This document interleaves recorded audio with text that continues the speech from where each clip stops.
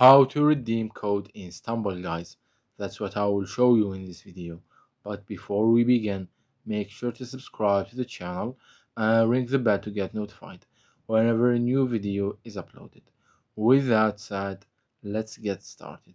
So the process is very easy and simple. Just follow these steps. Once you are on the game right here, at the top right corner of the screen, you will see that you have two options, one to buy the coins and the other one to buy gems. And they both have a plus icon at the top right corner of them.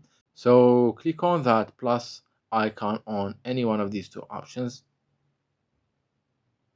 And once you do that, you will get to this page right here. And at the bottom, you see that you have some options. Click on extras. Now, once you are on extras right here, you will see that you have the option, this one that says support a creator, and it gives you the option to enter a code. So click on it.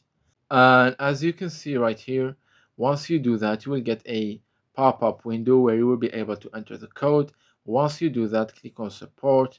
And by doing that, your code will be applied to your future purchases. It's that easy and simple.